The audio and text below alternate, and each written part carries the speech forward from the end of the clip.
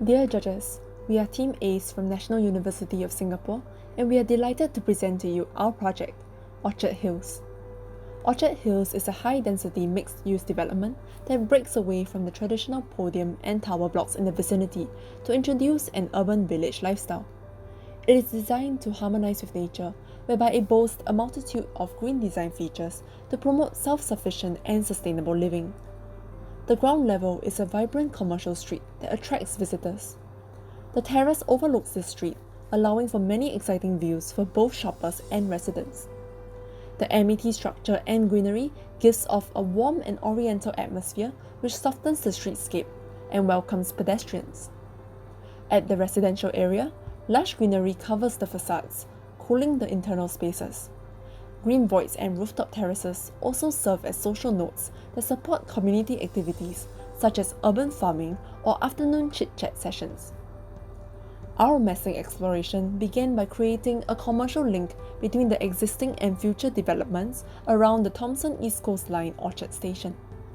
We developed this link into a terraced green streetscape.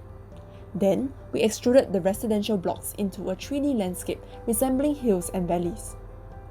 As we developed the massing, we wrote a Grasshopper script to make the process more flexible and iterative. The script allows us to generate massing with GFA count by floor plan. By editing the control planes, we can efficiently adjust the shape and degree of terracing. We took into consideration the site context, climatic factors, aesthetics, and GFA count in adjusting our design. For better ventilation and view, our design development involved experimenting with many methods of placing green voids into our massing. We initially used long voids that spanned across multiple modules. However, considering construction efficiency, we eventually switched to small voids by removing PPVC modules at strategic locations.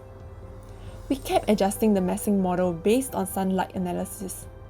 The principle is to minimize direct sunlight entering the facade of the residential areas and to avoid shadows cast by surrounding buildings. For the final simulation, most of the outward-facing units have less than 8 hours of direct sunlight per day.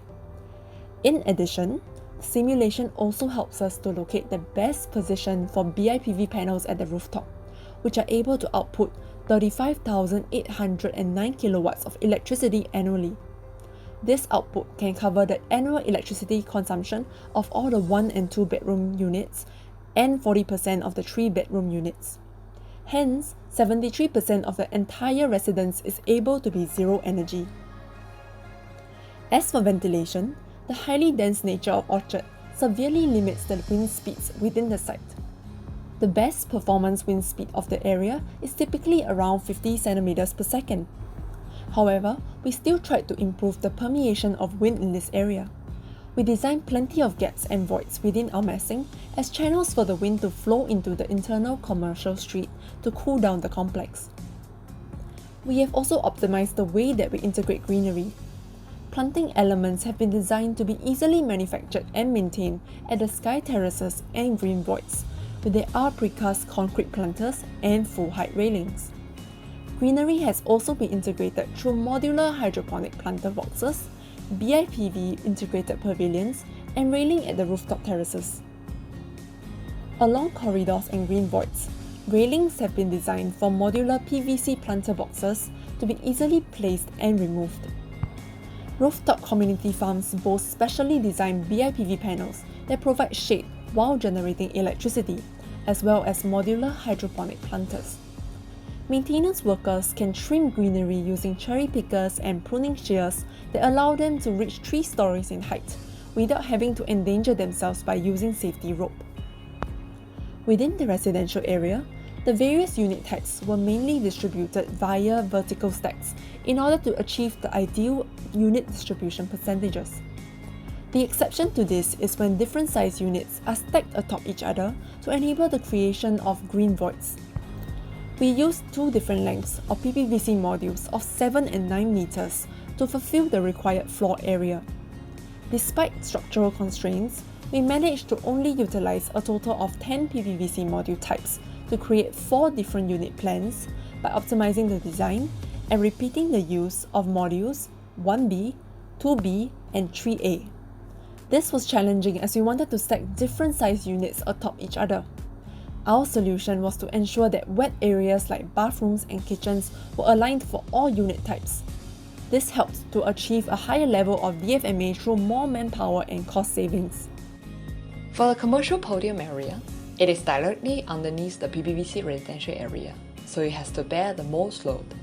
Hence, precast beams of 3, 6 or 9 meter in length and columns of 5 meter in height will be utilized to create a structural frame. For the MET commercial area, modular glulam beams and columns of 5 meter length and height respectively will be constructed. For the entire commercial area, we pushed for standardization in the design of these precast and MET areas to automate off-site production and achieve a higher level of DFMA.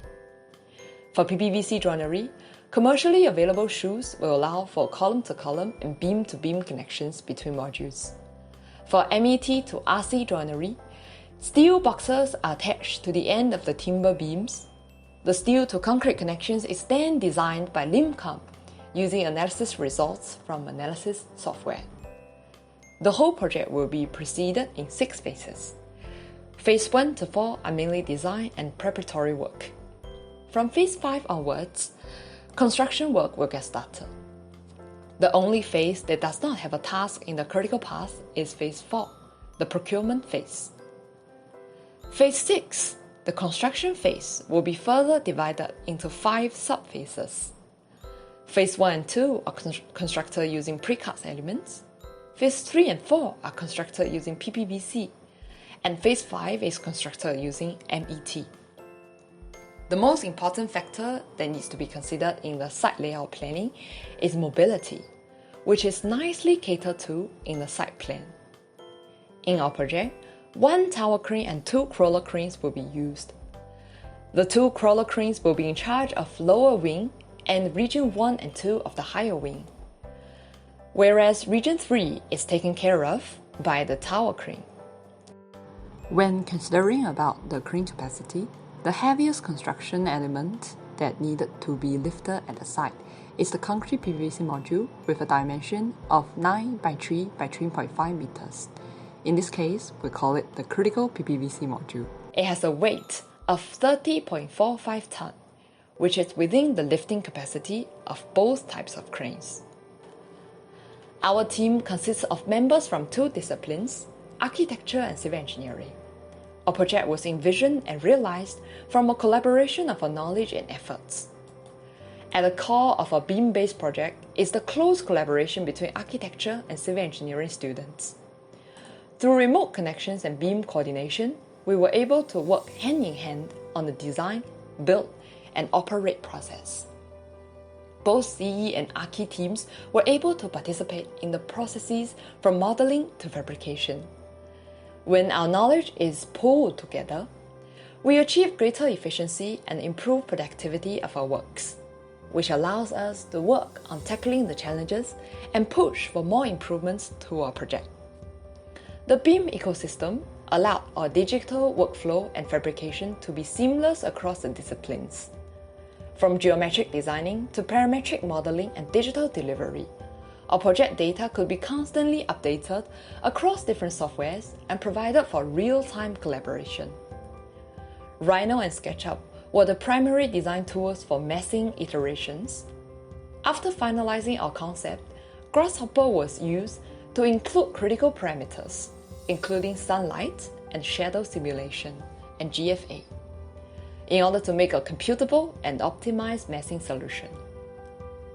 Software incompatibility, frequent model updates, limited time, and device constraints are the major challenges we faced.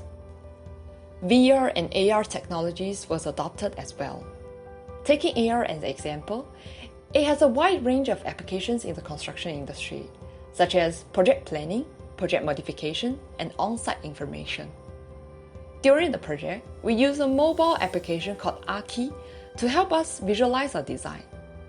The app makes use of the augmented reality technology to create a 3D view of the structure, allowing us to rotate it in different angles and simulate the experience of walking through the building. We exported a standalone walkthrough, which allows everyone to walk around in the building. Everyone can simply open the Twin Motion file to explore the space. You can also wear a VR headset to do so. With this, we would like to conclude our presentation and thank you for your kind attention.